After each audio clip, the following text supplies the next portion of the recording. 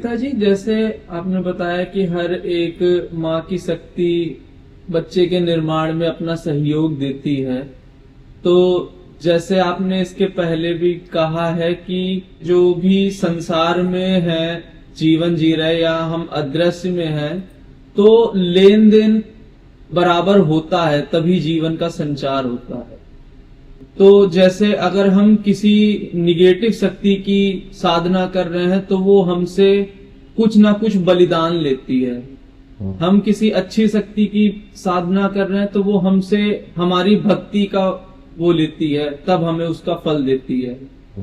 तो क्या उस प्रकार से जब माँ की 9 शक्तियां एक बच्चे का निर्माण कर रही हैं, तो उसमें भी वह कुछ उससे लेती हैं या उसकी माँ से लेती है जो उस बच्चे का मतलब गर्भ में पालन कर रही है?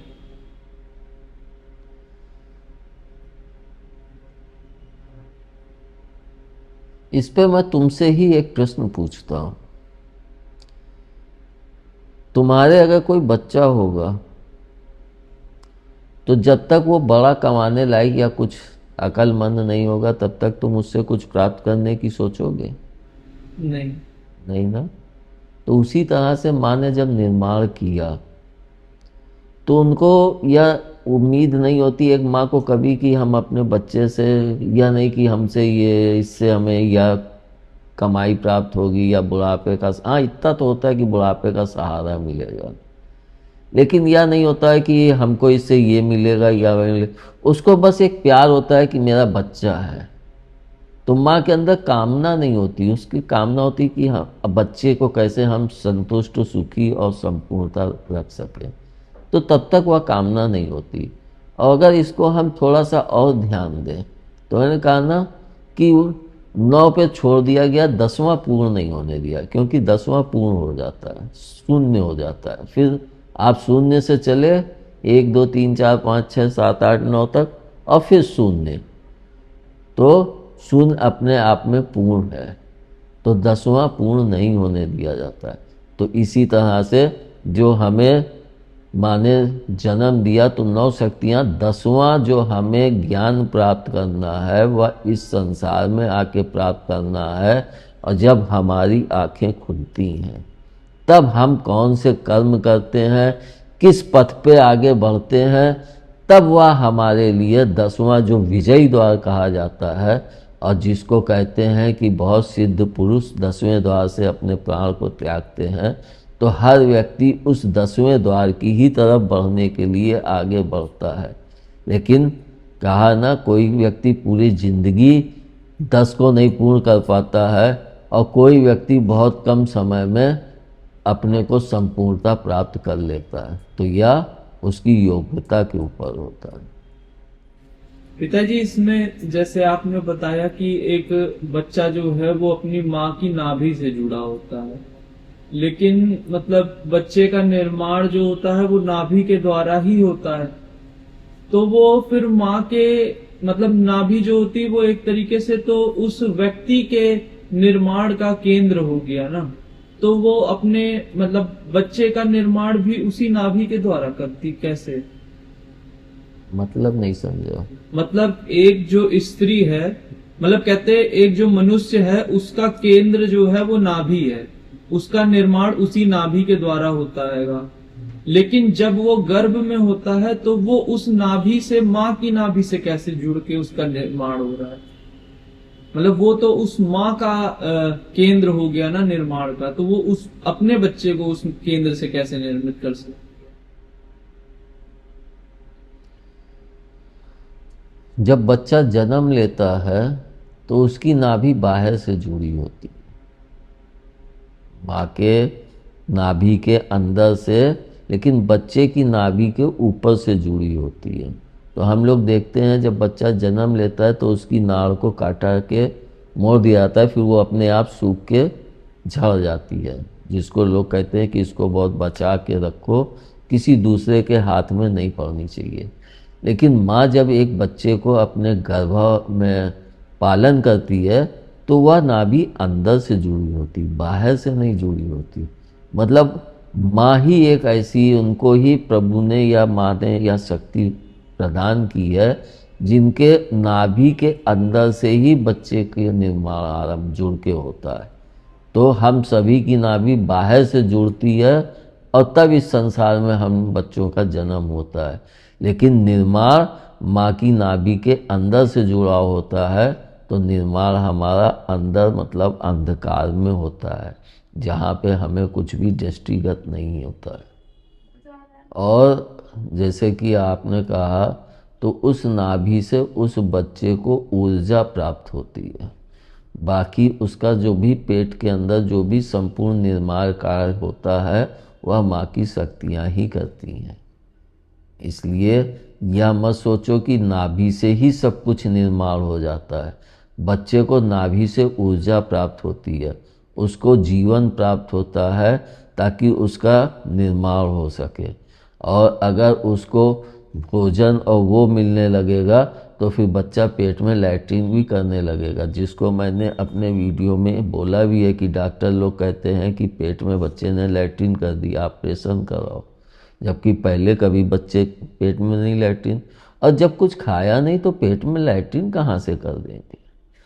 तो वह ऊर्जा माँ की नाभि से ही जुड़ के प्राप्त होती है। एक तरह से अगर हम देखें तो हमारे शरीर की ऊर्जा का मुख्य केंद्र ही हमारी नाभि है। जहाँ पे हम लोग भोजन भी करते हैं तो वह उसी पेट के अंदर ही जाके इकट्ठा होता है। तो ऊर्जा का क्षेत्र प्रभु ने नाभि के आसपास ही संरचना करके निर्मित किया है। ठीक। और पिताजी, जैसे आपने कहा कि मतलब 9 महीने में एक बच्चा संपूर्ण होता है, लेकिन जैसे जो बच्चे 7वें महीने या 8वें महीने में मतलब हो जाते हैं, तो क्या वह उन 2 शक्तियों से वंचित रह जाते हैं जो 8वें या 9वें महीने में उस कार्य को अपना संपूर्ण करने के लिए योग्य हैं? जो 7वें महीने में बच्चे जन्म ले लेते हैं तो उनमें कुछ मतलब वो उतनी मजबूती नहीं रहती, उनके निर्माण में हर चीज़ में वह मजबूती नहीं होती है, क्योंकि वह समय से पहले ही इस संसार में आ गए हैं। तो उनको हम लोग देखते हैं कि 7वें महीने में हुआ तो उसको डॉक्टर लोग किसी वो मशीन में रखते हैं, वो रखते हैं। और 8वें महीने में, क्योंकि 8वां महीना जो होता है वो एक तरह से आखिरी द्वार मानते हैं, तो इसी कारण कोई बच्चा 8वें महीने में बहुत ही कम जन्म लेते हैं। अगर 8वें महीने में से पहले ही कोई द्वार खुल गया तो वह शायद उस बच्चे का जीवन नहीं बच पाता है, तो वह बहुत ही मुश्किल कार्य होता है। लेकिन जब वही बच्चे का 9वें महीने में जन्म होता है तो वह पूर्ण रूप से स्वस्थ और संपूर्ण तरह से सुदृढ़ होता है, क्योंकि उसने उस पूरी सीमा मतलब जो भी उसकी निर्माण अवधि का निर्माण किया गया है वह उस अवधि तक संपूर्णता के साथ उस गर्भ में रहा है। तो वह जब जन्म लेता है तो वह अपने संपूर्ण निर्माण अवधि को पार करने के पश्चात ही संसार में आया है, तो वह एक तरह से संपूर्ण होता है। जैसे पिताजी आपने कहा कि मतलब 8वें महीने में जो होते हैं बच्चे बहुत भाग्यशाली होते हैं, ऐसा सुना है। तो मतलब आजकल लोग 8वें महीने में बच्चे को पैदा करने के लिए डॉक्टर को मतलब कि फोर्स करते हैं कि आप उसी समय पे, उसी निर्धारित समय पे मतलब आप उस बच्चे को बाहर निकालिए, ताकि उसका मतलब भाग्य वो उस हिसाब से निर्मित हो। इसको तो मैंने अपने पहले वीडियो में बोला भी है एक जगह पे कि लोग जैसे है तिथि देखते हैं कि यह इस समय ग्रह नक्षत्र बहुत अच्छा है, पंडितों से विचार कर मतलब विचार करवा लेते हैं कि यह इस समय मुहूर्त में बच्चे का जन्म होगा तो बहुत अच्छा होगा। तो वे फिर उस समय डॉक्टर को भी एक तरह से अनुबंधित कर देते हैं कि इस दिन इस समय में आप मेरे बच्चे का जन्म ऑपरेशन के द्वारा करवाएंगे। लेकिन क्या तुम ये हमें कह सकते हो कि तुमने किसी चीज़ के साथ ज़बरदस्ती की है तो वो अपनी संपूर्णता को प्राप्त कर लेगा? कभी नहीं कर पाएगा। इसलिए यह हम मनुष्यों का निरा मतलब एक तरह से कहें तो मूर्खता भरा निर्णय है। जिसमें हमें यह नहीं दिखता है कि हम 7वें महीने में जन्म करा दें या 8वें महीने में करा दें तो हमारा बच्चा इतना भाग्यशाली होगा। ऐसा नहीं है। उसके पाप और पुण्य कर्मों का भाग तो पहले से ही लिखा जा चुका है, लेकिन अब वह अपने उन कर्मों में जो उसके भाग्य का लेखन किया गया है उसमें वह परिवर्तन तभी कर सकता है जब वह इस संसार में जन्म लेके और कर्म के द्वारा या तो उन्हें और अच्छा बना ले और या फिर और पाप करके और उसको भाग्यहीन बना ले। तो वह सब कुछ इस संसार में जन्म लेने के पश्चात ही आरंभ होता है।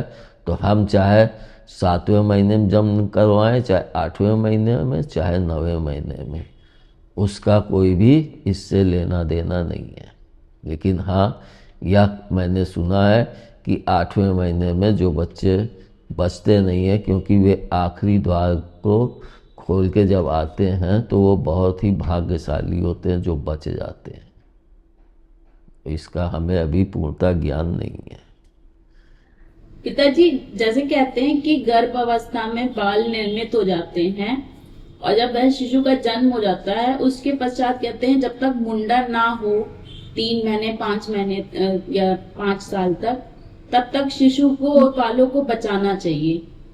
तो यदि हम उनके बाल जब जन्म हुआ उसी समय ही मुंडन करवा दें तो हमें इतना मतलब सतर्क रहने की आवश्यकता नहीं पड़ेगी। बेटा एक बात सोचो कि बेटा जब बच्चा पेट में होता है तो वह भी पानी के आवरण के अंदर ही होता है, तो वह कितना कोमल होता है। और उसने जन्म लिया, इस संसार में आया, तो उसकी जो बाहरी त्वचा होती है वो बहुत नरम और बहुत कोमल होती है। इसीलिए हम लोग देखते हैं कि जब बच्चा जन्म लेता है तो कहते हैं कि जब तक बरहा नहीं हो जाता है तब तक बच्चे को धूप के में भी नहीं ले जाते। तो उसका सबसे बड़ा कारण है कि वह उन 12 दिनों में धीरे धीरे उसकी बाहर की जो चमड़ी है वह धीरे धीरे इस लायक मजबूत हो कि वह बाहरी प्रकाश को सहन कर सके। तो इसलिए उसको 12 दिन तक धूप में भी नहीं लाते हैं। तो जब हम धूप में भी नहीं लाते हैं 12 दिन तक, और अगर हम उसके उस शीश पे अस्तुरा चलाएंगे तो कहीं से चमड़ी कट भी सकती है, जिसके कारण बच्चे को हानि हो सकती है और उसकी जान भी जा सकती है। इसलिए मुझे जहाँ तक है, जब तक बच्चा 6 महीने का नहीं हो जाता तब तक मुंडन नहीं कराना चाहिए, ताकि उसकी चमड़ी थोड़ी मजबूत हो। और साल भर, 6 महीने से साल भर के बीच में आप करा सकते हो। बाकी तो लोग जैसे चाहें वो करते हैं, वो उनकी अपनी सोच है। लेकिन हाँ, ये कि जैसे कि मेरी माँ कहती थी 3 साल में, या तो साल भर में मुंडन हो, या 3 साल में, या 5 साल में। तो उस तरह से अगर हम साल भर में, तो 6 महीने के पश्चात 4 महीने जो बचते हैं, 6 महीने, उनमें हम कोई भी समय निकाल के मुंडन करवा सकते हैं। और इन बालों को मैंने भी कहा है, जो गर्भावस्था में बाल उगते हैं उन बालों से बहुत सी क्रियाएं, तांत्रिक क्रियाएं होती हैं। इसी कारण उन बालों को बहुत ही हिफाजत से और वो करके रखा जाता है। जबकि हम लोगों के सनातन धर्म में आटे की लोई में उसको, बालों को, मुंडन के बाल को दबा के और मंदिर की छत पे या कहीं पे उस जगह पे फेंक देते हैं। तो उसका कारण यही होता है कि वह पक्षी एक एक आटे को चुगेगा तो उसके साथ वो बाल भी हवा में इधर उधर किसी एक के हाथ में वे बाल ना जा सके। बाकी मैं यह जानता हूँ कि हाँ, इन बालों से बहुत कुछ किया जा सकता है, इसलिए इन बालों को बचाना अति आवश्यक होता है। बाल ही नहीं, बच्चे की नाड़ को भी बहुत बचाते हैं माताएं, और बचाना भी चाहिए। धन्यवाद। दुर्गा मैया की जय।